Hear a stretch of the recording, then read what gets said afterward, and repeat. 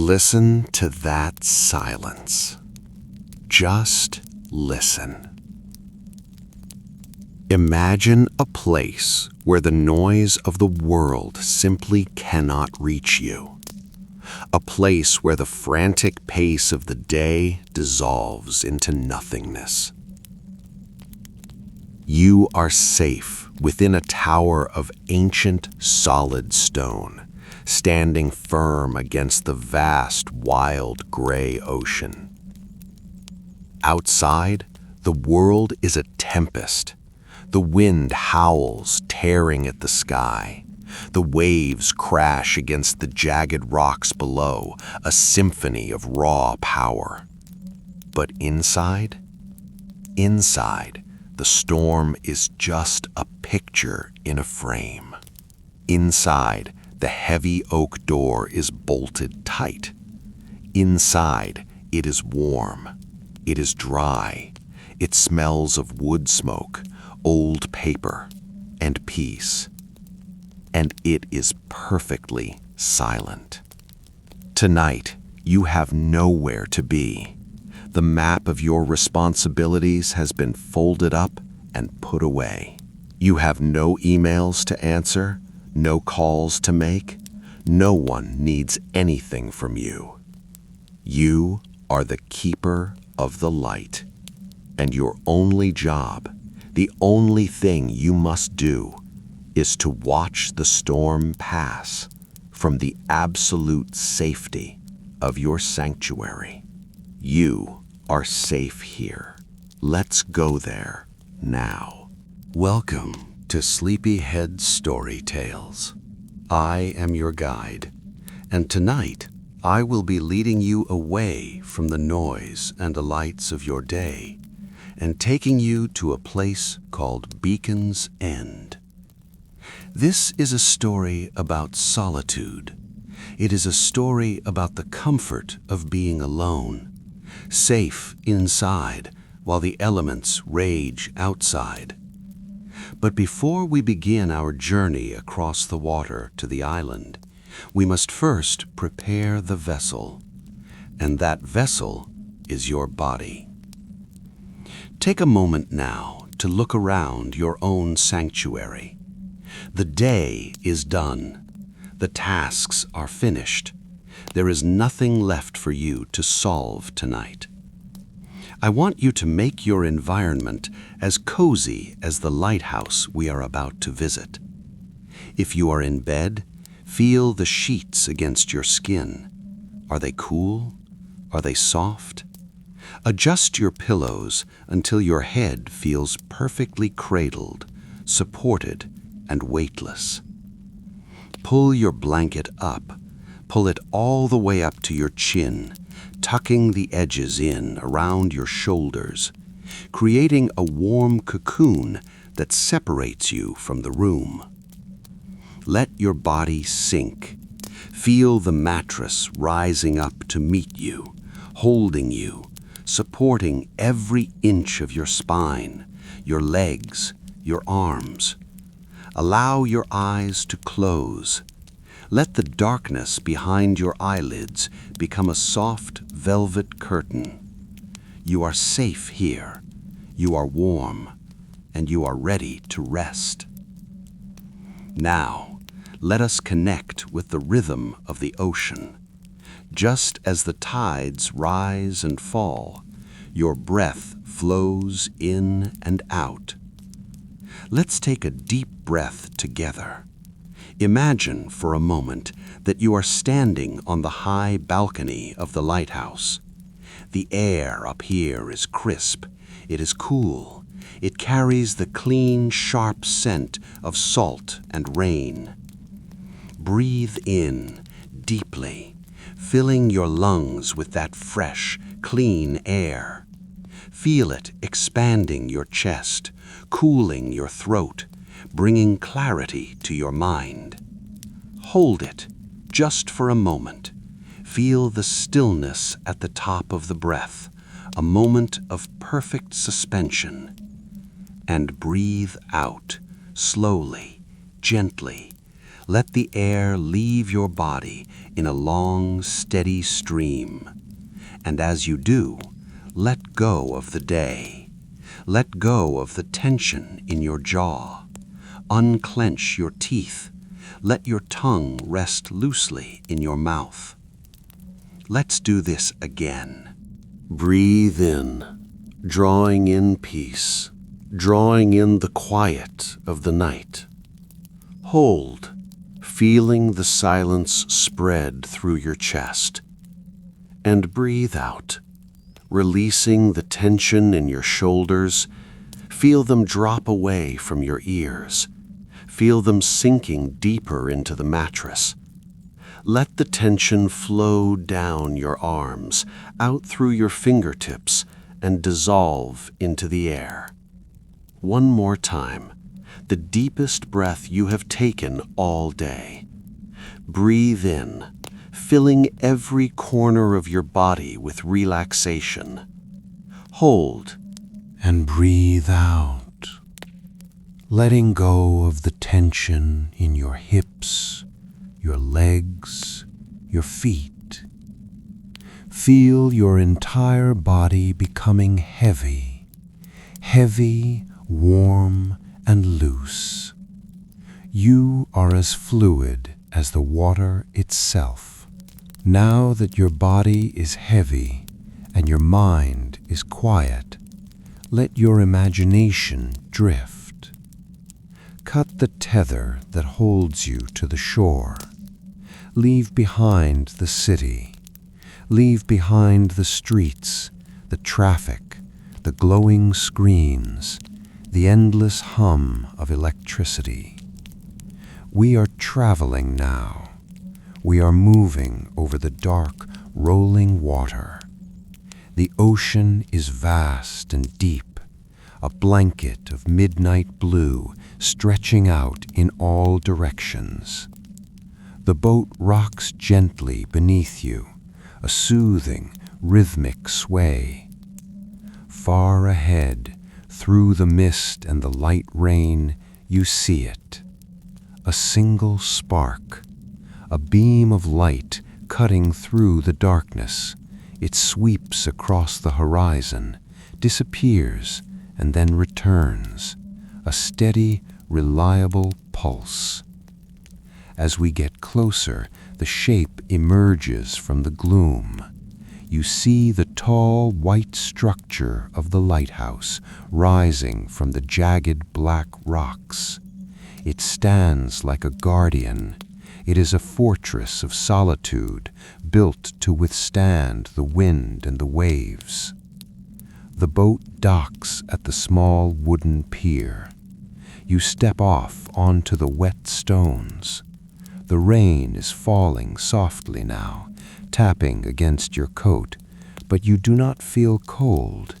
You feel a sense of anticipation. You walk up the winding stone path, the smell of wet earth and sea spray filling the air. You reach the base of the tower. In front of you is a heavy, arched oak door. It is thick, reinforced with iron bands, weathered by 100 years of storms. You reach out. You grasp the cold iron handle. It feels solid in your hand. You turn it, and the latch clicks with a satisfying weight.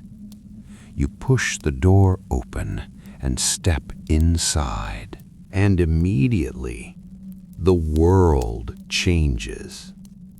You push the door closed behind you, and you slide the heavy bolt into place. Clunk. The sound of the wind vanishes. The roar of the ocean becomes a distant, muffled memory. You are inside. The air here is still. It is warm. It smells of old books, beeswax candles, and brewing tea. The stone walls are thick, keeping the chaos of the world at bay. You are safe. The storm is locked away. You are the keeper, and you are finally home. Elias did not wake with a start. In the lighthouse, there were no sudden noises. There were no car horns, no ringing telephones, no slamming doors. There was only the rhythm of the sea, a rhythm that had seeped into his bones over the last 40 years, becoming as steady and reliable as his own heartbeat. He woke instead by degrees, a slow, gentle rising from the depths of a nap that had claimed him in the late afternoon. He was seated in his favorite armchair. It was a wingback chair, upholstered in a velvet that had once been a deep royal crimson, but had now faded under the gaze of the sun and the salt to the soft, dusty color of a dried rose. The chair held him. It knew the shape of his spine, the curve of his shoulders. It was less a piece of furniture and more a companion. Elias took a deep breath. The air in the room was cool, but still held the lingering warmth of the day. His eyes opened, but only halfway. He blinked slowly, once, twice. His gaze was soft, unfocused. He stared at the space in the center of the room where the light from the window cut a sharp geometric path across the floorboards. He watched the dust motes. Thousands of tiny glittering specks danced in that shaft of fading light. They swirled in slow, lazy circles, rising and falling on invisible currents of air. Elias watched them with a profound sense of peace. They were like tiny stars in a galaxy that existed only in his living room. They were in no rush, and neither was he. Across his legs lay a heavy wool blanket. It was a tartan pattern, greens and blues, thick and slightly scratchy, smelling faintly of lanolin and cedar wood. He moved his hand beneath it, his fingers curling into the warmth. He felt the weight of the wool pressing down on his legs, a grounding, heavy sensation that made him feel anchored to the earth, even here, suspended above the sea. He pushed the blanket aside, the heavy fabric folding over itself with a soft, muffled rustle. Elias sat up. He rolled his shoulders, hearing the small, satisfying pops of his joints loosening after rest. He placed his feet on the floor. He was wearing thick gray socks knitted by hand years ago. He felt the solid wood of the floorboards beneath his soles. The wood was smooth, polished by decades of footsteps, cool to the touch, but solid, unshakable. He stood up slowly. He was a tall man, slightly stooped now by time, but strong. He walked across the room, his steps silent, absorbed by the thick woven rug that covered the center of the floor. He went to the window. The glass was thick. It had to be. This was not the glass of a city apartment. This was glass built to withstand the fury of the Atlantic. It was set in a heavy iron frame, painted black. Elias placed his hand against the pane. It was cold. The cold seeped through his palm, a sharp contrast to the warmth of the room behind him. He looked out. The afternoon was dying. The sun had already dipped below the horizon, leaving behind a bruised sky of purple and charcoal gray. The ocean, which had been a sparkling sapphire blue only hours ago, had transformed. It was now the color of steel. Elias watched the water. It was restless tonight. He could see the whitecaps forming out in the distance, miles away, little flashes of white foam appearing and disappearing in the gray expanse. The waves were growing taller, their troughs deeper. They rolled toward the island in long marching lines, like an army that had no intention of fighting, only of enduring. The sky was heavy. Low, swollen clouds were gathering in the north, moving with a slow, inevitable purpose. They were dark, slate-gray clouds, their bellies full of rain. Elias leaned closer to the glass. He could smell the change in the weather, even through the sealed window. It was a phantom scent, the sharp metallic tang of ozone, the smell of electricity, the smell of deep, churned-up salt water. And then it began. One single drop. Elias watched it strike the glass. Tap. It hit the center of the pane, exploding into a tiny, perfect star before losing its shape and running down the glass in a jagged, weeping line. Then another. Tap. And another. Tap. Tap. Within moments, the rhythm established itself, a gentle drumming, a soft, percussive beat against the barrier that separated Elias from the elements. The view of the horizon began to blur, softened by the veil of water. Elias let out a long, contented sigh. He watched the rain intensify, turning from a drizzle into a steady, washing downpour. He watched the wind pick up, seeing the way it whipped the tops of the waves, sending spray flying into the air like mist. "The world outside is wild," he whispered to the empty room. His voice was rough, unused to speaking. "But here, everything is still." He stood there for a long time, simply witnessing the arrival of the storm. He was the watcher. He was the safe one. The storm could rage and scream and throw itself against the stone tower, but it could not touch him. It could not reach him. He was safe. He was warm. He was home. The light outside was failing fast now, the gray turning to a deep, enveloping black. It was time for the ritual. Elias turned away from the window and moved toward the kitchen. The kitchen in the lighthouse was unique. Like every other room in the tower, it was circular.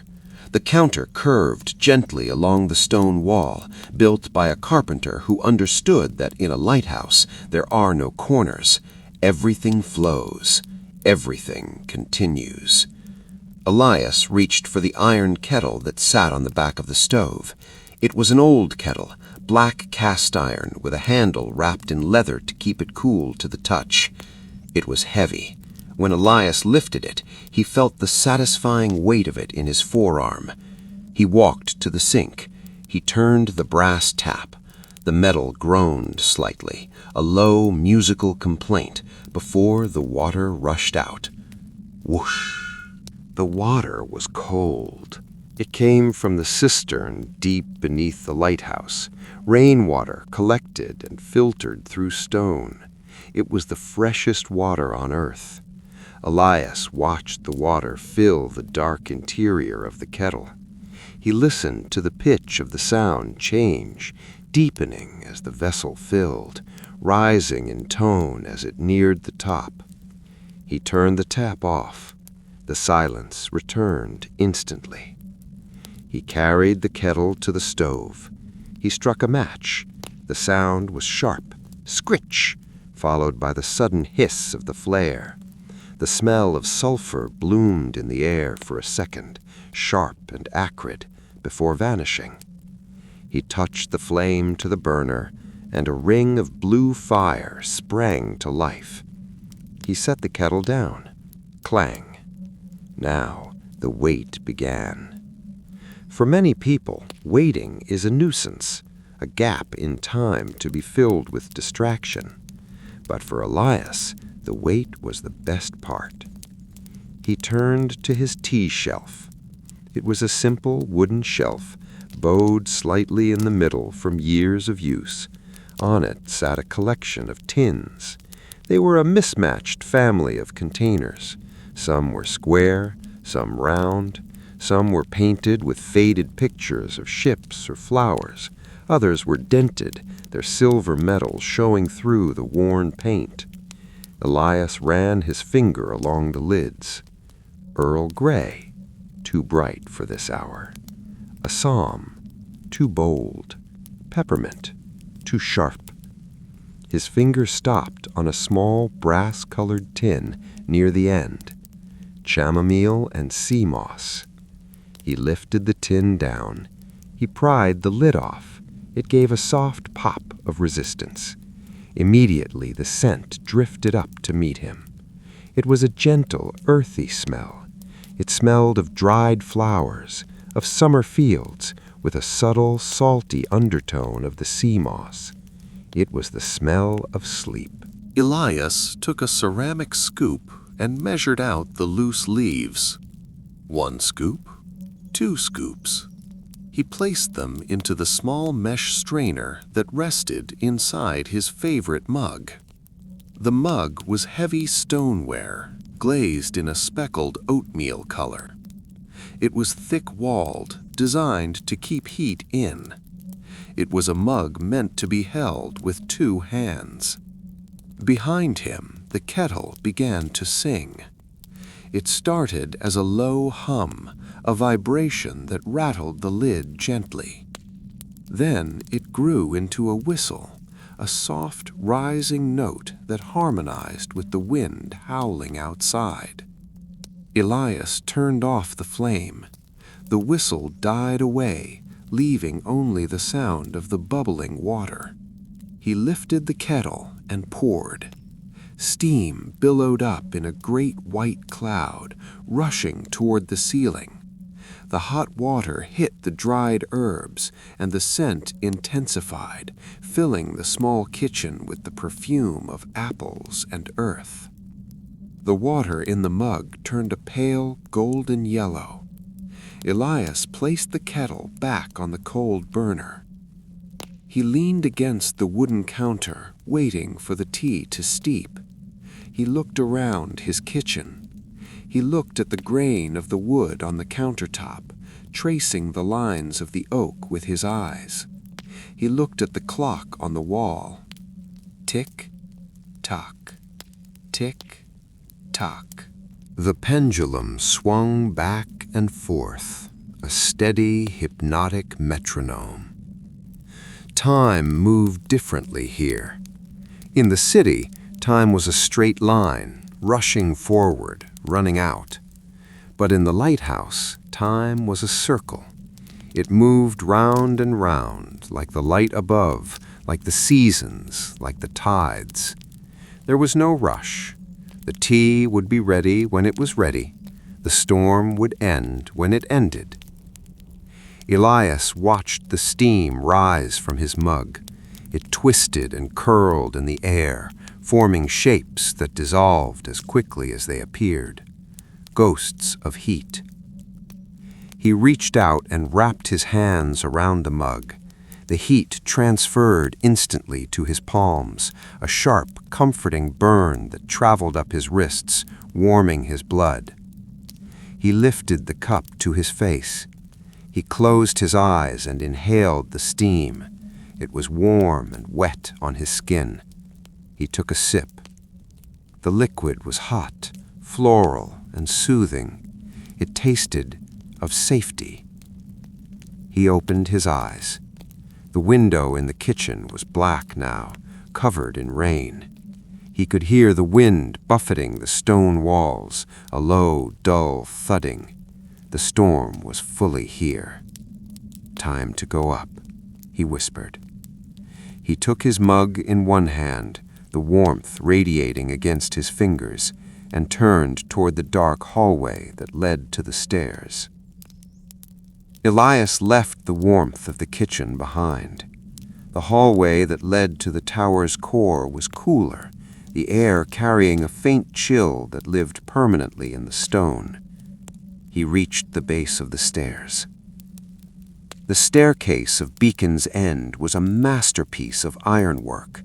It was a spiral, a tight, dizzying coil that twisted upward like a metal snake inside the stone throat of the tower. There were 144 steps. Elias knew this number not because he had read it in a manual, but because his legs had memorized every single one of them. He placed his hand on the railing. The metal was cold. It was smooth, polished by the friction of his palm, sliding over it night after night, year after year. It felt solid, unyielding, a guide in the darkness. He took the first step. Clang. The sound of his boot on the iron grate echoed. It was a lonely sound, sharp and metallic, bouncing off the curved walls and traveling up the shaft of the tower. Clang, clang, clang. He began to climb. He did not rush. There was no need for speed. The sun had set, yes, but the twilight lingered long enough for him to make his ascent with dignity. He fell into a rhythm. Step, breathe, step, breathe. His boots were heavy, leather work boots with thick rubber soles, but he moved with a practiced grace. He kept his weight forward, his hand sliding up the rail, pulling him gently upward. Around him, the walls of the lighthouse curved away. They were painted a stark, clean white, but in the dim light of the evening they appeared gray, soft and shadowy. As he climbed higher, the air changed. Down below, in the living quarters, the air had been still and warm, smelling of tea and fire. But here, in the throat of the tower, the air was moving. It was cooler, thinner. It smelled of iron and old paint. It smelled of the ocean, a scent that grew stronger with every revolution of the stairs. He reached the first landing. He paused, not because he was tired. His legs were strong, tempered by decades of this climb, but because he always paused here. There was a small window on the landing, a narrow slit in the thick stone wall, like an arrow loop in a castle. Elias leaned close to it. Through the thick glass, he looked down. He was 40 feet up now. Below him, the ocean was a churning cauldron of black and white. The waves were smashing against the base of the lighthouse, exploding into geysers of foam that reached halfway up the rocks. He could not hear the crash. The glass and stone muffled it to a dull, rhythmic thud, but he could feel it. He could feel the vibration of the impact traveling up through the foundation, up through the stone, up through the iron stairs, and into the soles of his feet. Thud. The lighthouse shuddered, just a fraction, a microscopic tremble. It was not a tremble of fear, it was a tremble of resistance. The tower was leaning into the wind, bracing itself. It was a conversation between the stone and the sea, an argument that had been going on for 100 years. "Not tonight," Elias murmured to the waves. "You won't get in tonight." He turned away from the window and continued his climb. Clang, clang, clang. The shadows stretched longer as he rose. The light from the hallway below faded, replaced by the faint bluish glow filtering down from the lantern room above. Elias counted the steps in his head, a habit he couldn't break. 98, 99, 100. His breathing deepened. He could hear the sound of his own breath, steady and rhythmic, mixing with the sound of the wind whistling around the outside of the tower. The wind sounded different up here. It was higher pitched, a keen whistling song that spoke of speed and cold. 120, 130. His legs burned, a pleasant, warm sensation of effort. It was good to work. It was good to feel the body moving, lifting, carrying him toward the sky. 144. His boot hit the final landing. The metal grate gave a solid, final ring. He had arrived. It was the highest point of the island, a glass cage suspended in the sky. Elias stepped onto the floor of the watchroom, the small circular level just beneath the light itself. Above him, dominating the space, was the lens, the Fresnel lens. It was a monster of glass and brass. It stood 8 feet tall, a beehive of crystal. It was made of hundreds of concentric rings of glass prisms, each one cut and polished to a mathematical perfection. It was beautiful. Even dark, it caught the faint ambient light of the night and fractured it, glowing with a ghostly inner luminescence. Elias approached it with reverence. This was not a machine, it was a jewel. The room smelled intensely of oil and brass polish. It was a sharp, clean, industrial smell, the smell of a well-maintained engine. The wind up here was loud. The glass panes of the lantern room rattled in their frames, a constant shivering vibration. The rain lashed against the outside, sounding like handfuls of gravel being thrown against the windows. Rat-a-tat-tat. Whoosh. Elias ignored the noise. He was focused on his task. He walked to the base of the lens. He checked the oil reservoir.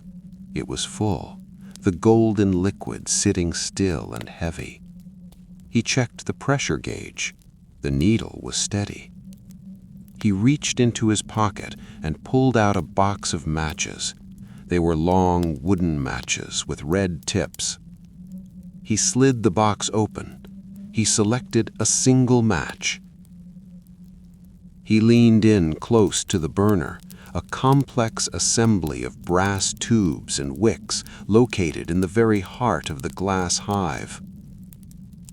He struck the match. Zzz. The sound was sharp in the small space.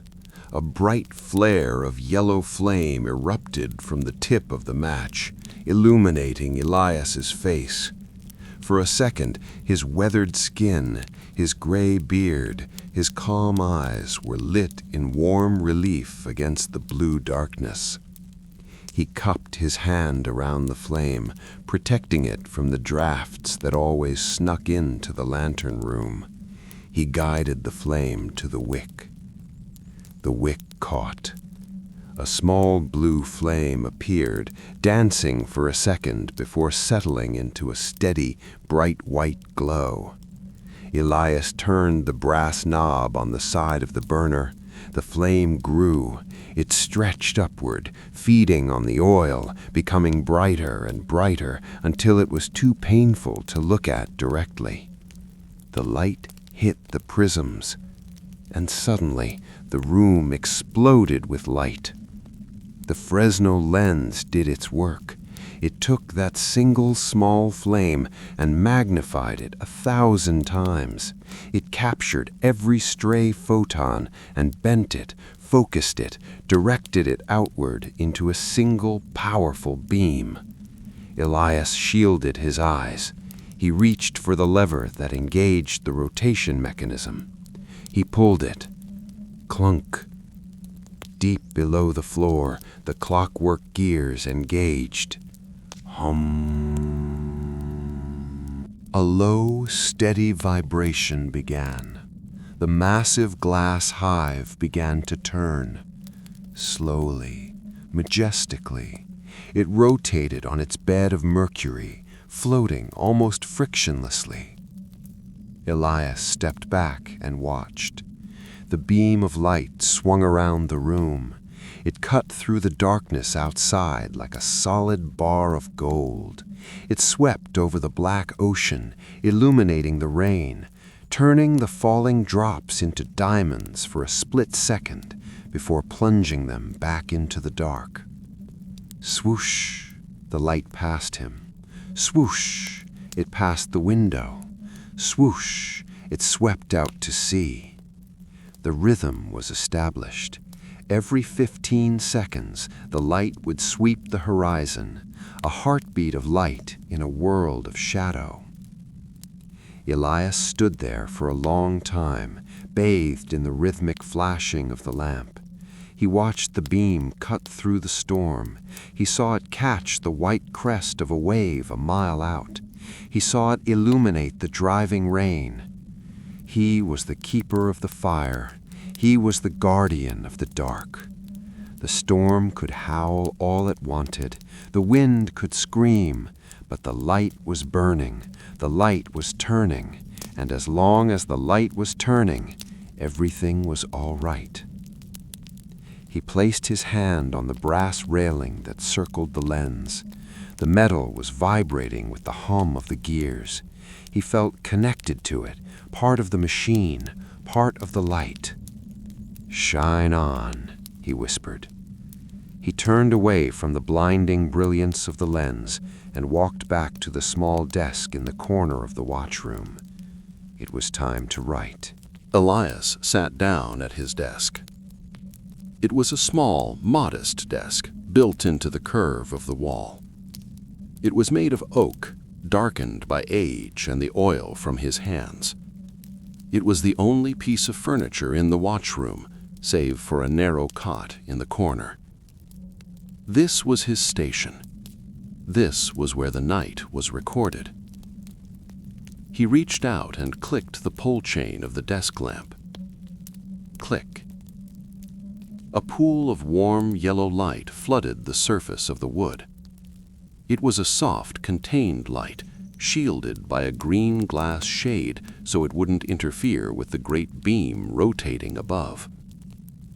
In the center of the light lay the logbook. It was a massive volume.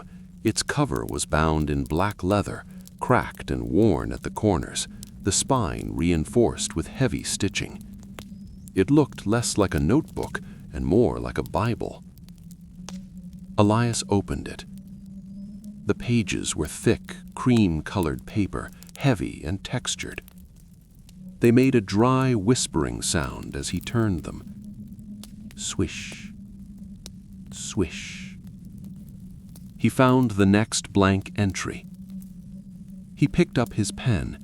It was a fountain pen, black resin with a gold nib. He unscrewed the cap, a slow, deliberate twisting motion. He checked the ink. It was full. He positioned his hand over the paper. He did not write immediately. He listened. He listened to the storm outside. He needed to translate the chaos of the wind and the rain into the precise, orderly language of the logbook. He listened to the wind whistling against the glass. It was a high, keen sound, like a flute played by a ghost. He listened to the rain drumming against the copper roof. It was heavy, relentless. He touched the nib to the paper. The ink flowed instantly, black and wet. Date: October 14th, 2000 hours. His handwriting was beautiful. It was an old-fashioned script, full of loops and flourishes practiced over thousands of nights. The scratching of the nib against the paper was a comforting sound. Scritch, scratch, scritch, scratch. It was the sound of order being imposed on the wild. Wind. He paused. He looked up at the anemometer dial on the wall. The needle was twitching between 40 and 45 knots. Wind, northeast, gale force, 42 knots. Visibility. He looked out the window. He could see nothing but the streaks of rain illuminated by the passing beam. Visibility poor, less than 1 mile. Sea state. He could feel the vibrations in the floor. Sea state, rough, swell estimated at 15 feet. He paused again. There was one more column. It was not an official column required by the Maritime Authority, but it was a column Elias had added for himself years ago. A small space in the margin. Keeper's note. Elias thought for a moment. He looked at the yellow light of his lamp. He looked at the steam rising from his tea mug, which he had brought up with him. He felt the warmth of the wool sweater against his skin. He wrote, "The storm is loud, but the tower holds. The tea is warm, the mind is quiet." He blew gently on the wet ink to dry it. He watched the black liquid settle into the fibers of the paper, becoming permanent. This moment, this storm, this specific hour of the night was now recorded. It would not be lost. It was part of the history of the light. He set the pen down. He did not close the book. He left it open, a silent invitation for the next hour's entry. He leaned back in his chair.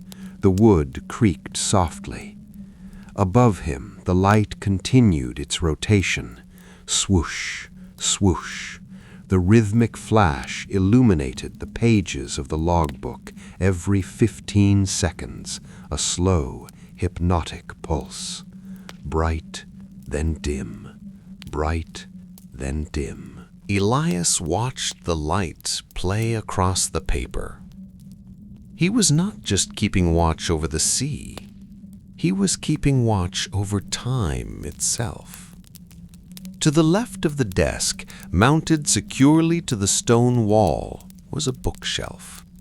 It was not large. Space in the lantern room was precious, but it was full.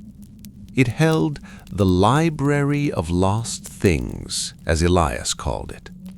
These were books that had been read so many times they had become like old friends. They were not there to be read for the plot. The plots were known by heart. They were there to be held, to be visited. Elias stood up and walked the 2 steps to the shelf. He ran his finger along the spines. The texture of the books was a landscape of its own. There was the rough, cloth-bound spine of a navigational almanac from 1954. There was the smooth, glossy spine of a field guide to seabirds. There was the crumbling, leather spine of a collection of poetry, the gold lettering almost completely worn away. Elias stopped at a blue book. It was a large, heavy volume, the Atlas of the Night Sky. He pulled it from the shelf. It slid out with a soft, rasping sound, the friction of paper against paper. He carried it back to the desk and laid it down next to the logbook. He opened it. The pages smelled of vanilla and old glue, a wonderful, dusty smell that spoke of time passing slowly. He turned the pages randomly. He wasn't looking for information. He was looking for beauty. He stopped on a page titled Constellations of the Northern Hemisphere, Winter. It was a double-page spread. The background was a deep, inky blue, scattered with white dots of varying sizes. Lines connected the dots, forming the shapes of bears, hunters, and dragons. Elias traced the lines with his finger. Ursa Major, the Great Bear. Cassiopeia, the Queen on her throne. Orion, the Hunter. He looked up at the window. Outside, there were no stars tonight. The storm had swallowed the sky. The clouds were a thick, impenetrable blanket. But here, on the desk, the stars were safe. Elias looked down at the map. He imagined the stars burning furiously behind the clouds. They were still there. They were always there. The storm was temporary. The stars were permanent. He turned the page. The moon. A detailed drawing of the lunar surface, the sea of tranquility, the ocean of storms, craters and mountains rendered in delicate black ink stippling. Elias studied the craters. He got lost in the details of the drawing. He imagined the silence of the moon. If the lighthouse was quiet, the moon was absolute. A silence so deep it would ring in your ears. He sat there for a long time, just looking at the pictures. He didn't read the text. He didn't need to. The images were enough. His breathing slowed. The rhythm of the room took over. The hum of the light gears, the swoosh of the beam, the tick-tock of the clock, the tap-tap-tap of the rain. He turned another page, a drawing of a nebula, clouds of gas and dust swirling in the dark. His eyelids felt heavy, not a tired heaviness, but a relaxed heaviness, the kind of heaviness that feels like a warm blanket being draped over your shoulders. He closed the book gently. Thump. The sound was soft, final. He rested his hand on the cover. The blue cloth felt cool under his palm. He looked at the clock. 20 minutes had passed, or maybe an hour. It didn't matter. The storm was still blowing, the light was still turning, and he was still here. He was the keeper of the books, the keeper of the light, the keeper of the peace. Elias reached out and clicked the pull chain of the desk lamp. Click.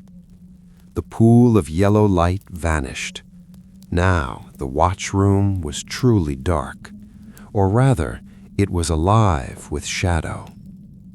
Elias did not move. He sat in the semi-darkness, letting his eyes adjust. The room was no longer illuminated by the steady glow of the bulb.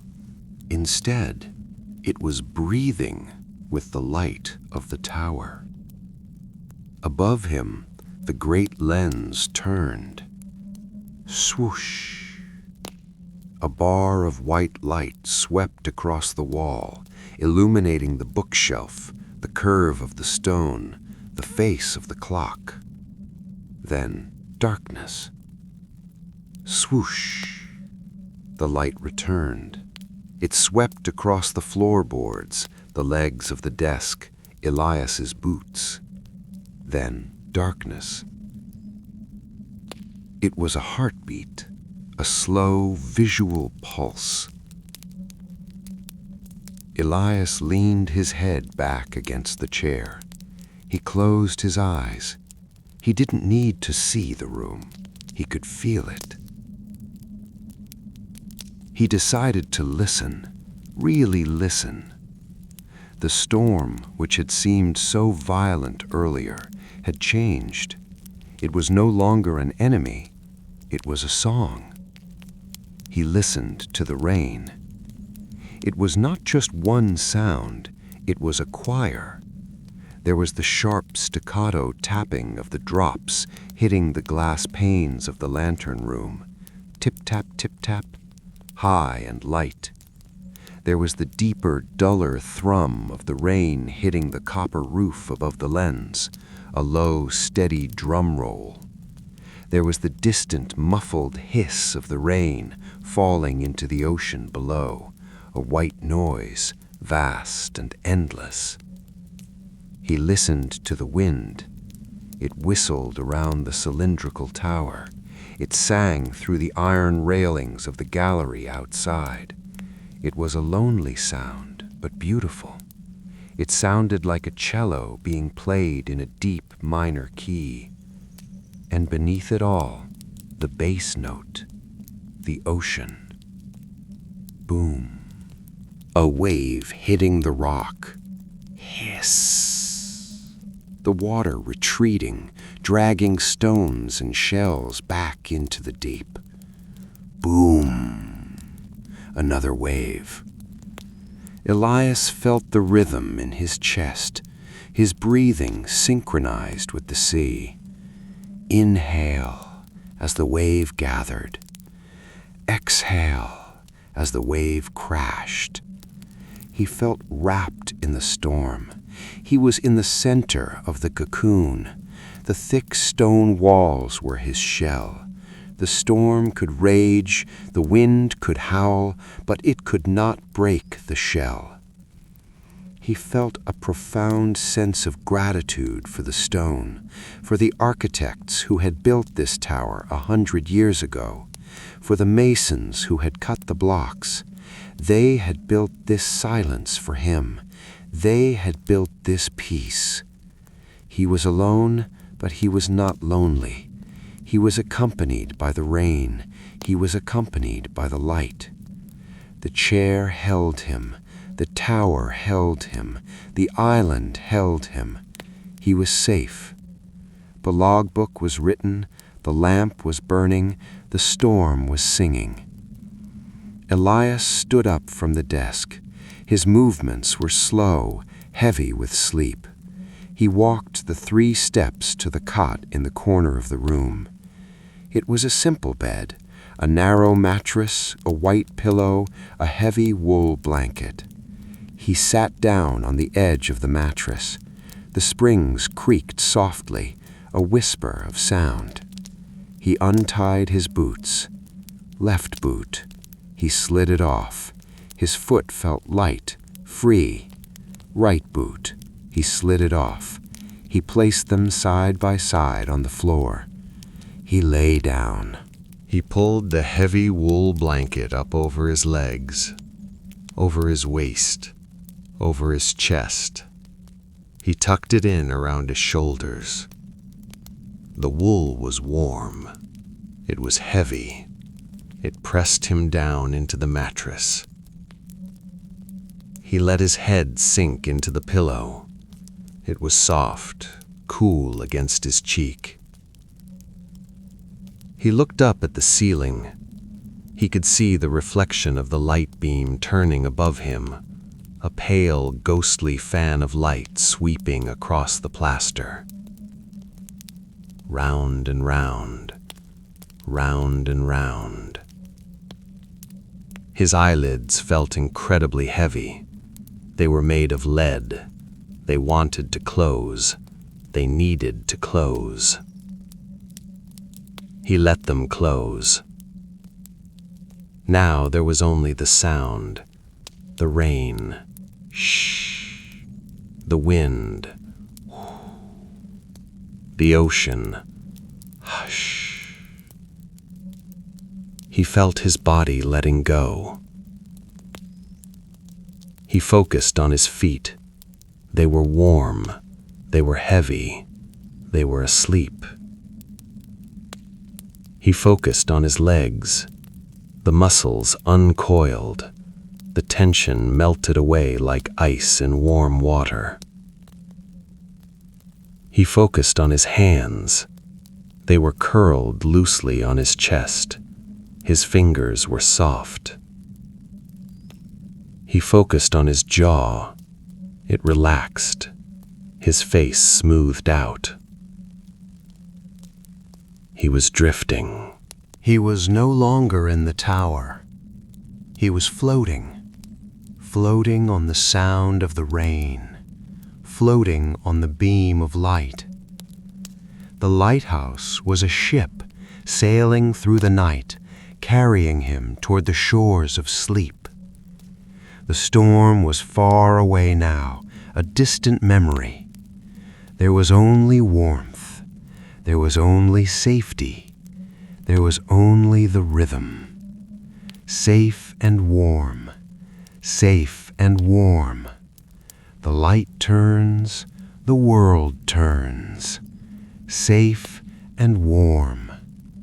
Elias drifted deeper and deeper into the quiet, into the dark, into the peace.